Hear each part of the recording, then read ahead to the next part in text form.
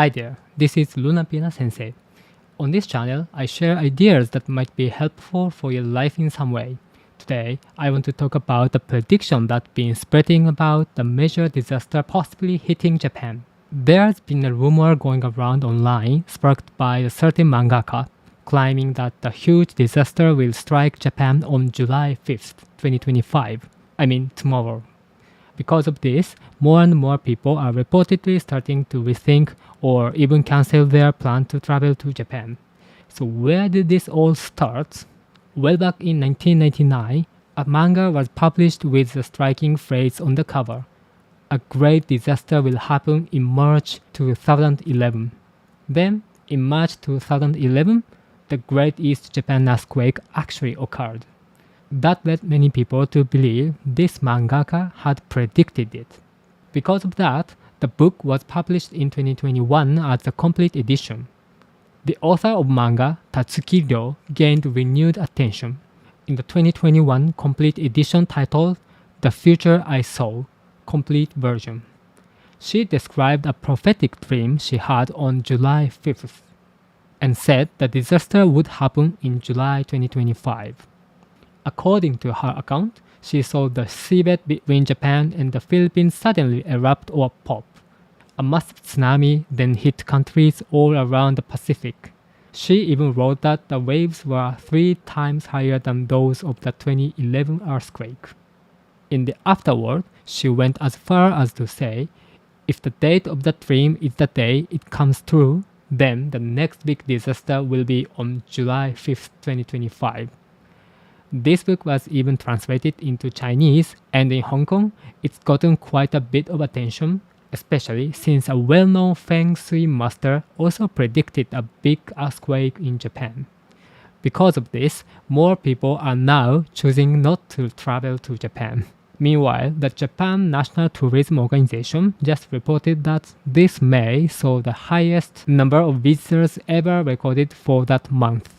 Interestingly, some Hong Kong airlines have even announced flight cancellation or reduced flights to Japan during the summer. And as July 5th draws closer, the book has been flying off the shelves. One publisher said that, including the digital version, it has sold 1.06 million copies. But at the end, in Tokyo and elsewhere in Japan, you can even spot ads for it hanging inside trains now.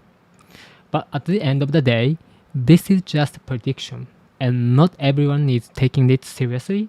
In fact, on June 13th, and the head of Japan Meteorological Agency came out and clearly said, with current scientific knowledge, it's impossible to predict the exact time, place, and magnitude of an earthquake. He went on to say, any information claiming to do so should be considered a hoax, so there's absolutely no need to worry. Still, people don't always act rationally. For example, today is Friday, July 4th, and apparently Haneda Airport is way more crowded than usual, even in the morning hours. Some people on social media are even declaring that they are leaving Tokyo before July 5th just to be safe. At first, this whole thing was seen as just a bit of fun, something like an occult rumor, but now, thanks to the internet, it started having a global impact. According to various news reports, some flights between Hong Kong and Japan have been reduced or even suspended. And on a personal level, you got people feeling uneasy. Some are canceling their trip out of fear, while others are actually planning a trip out of Japan to avoid being here on that date. There are even people experiencing a real anxiety over it. So whether you believe in the prediction or not, the truth is, one manga artist's dream is actually influencing people's behavior, and that's pretty remarkable. Now, when predictions or fortune-telling get this kind of attention, there's something we really need to be careful about, the fact that they can actually start causing real problems. This kind of phenomenon is known as self-fulfilling prophecy. The term comes from American sociologist Robert K. Merton, who came up with the concept after observing what happened in the US during the 1913s. Back then, a rumor that the bank might go bankrupt caused people to panic and withdraw all their money, which ironically led to the bank actually going bankrupt. In other words, the rumor itself caused the disaster. That's what we mean by self-fulfilling prophecy. When talk about a certain event possibly happening ends up increasing the chances that it will happen. And the scary part is, it doesn't even have to be true. Just the rumor alone is enough to make people act, which then leads to real consequences. We've seen this before. Remember during the early days of COVID? The government was declaring a state of emergency and the society was in chaos, and suddenly in Japan there was a rumor going around that we were going to run out of toilet paper. Even people who didn't believe the rumor started to panic, thinking if other people are going to hoard it, I better get some too. The result? Empty shelves across supermarkets and drugstores, even though there was actually enough supply to go around. More recently, in August 2024, when Japan's meteorological agency issued a temporary warning about a potential huge earthquake, people across the country rushed out to stock up on supplies. Mineral water and other essentials vanished from store shelves overnight. That's still fresh in people's minds. So it's very possible that, as we head into July, we could see similar wave of panic buying or hoarding, just because of this prediction, even if nothing actually happens. So why do rumors like this, ones with no real evidence, ends up spreading so widely among people? It might have something to do with our deep, subconscious craving for something extraordinary, something that shakes us out of the ordinary routines of daily life. Think about it.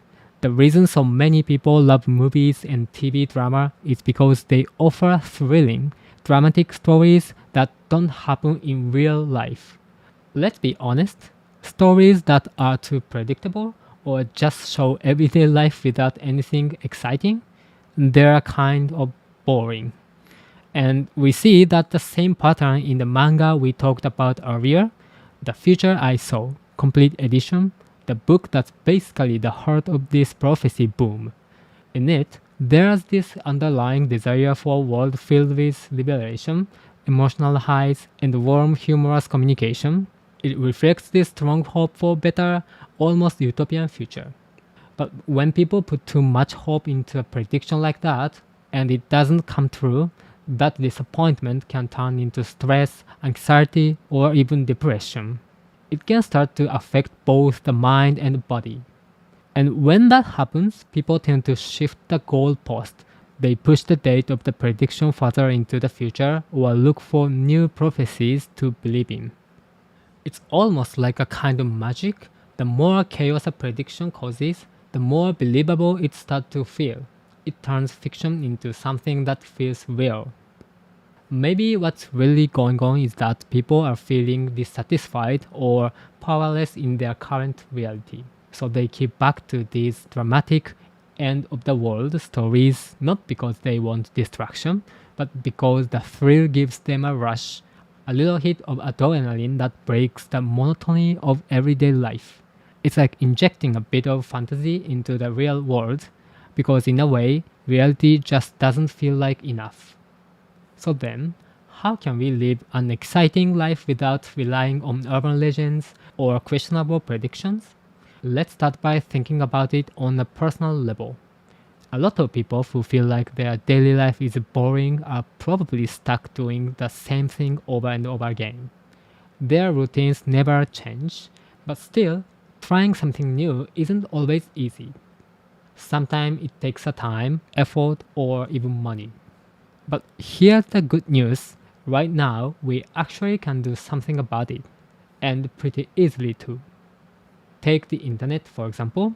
We can explore parts of the world we've never been to, learn completely new language, or dive into knowledge we've never learned. There are endless opportunities online to change the way we see the world. But the funny thing is, even when we are online, we tend to keep doing the same things. Our searches, our feeds, our suggestions, they are all reflections of our usual habits. It's like we are stuck in a loop, even on the internet. That's why it's so important to break that pattern just a little. Set aside even a tiny bit of time to step out of your usual flow and learn something new. If you make that a habit bit by bit, you'll start to feel more alive. You'll find that your life starts filling up with new and exciting experiences without needing scary predictions to shake things up.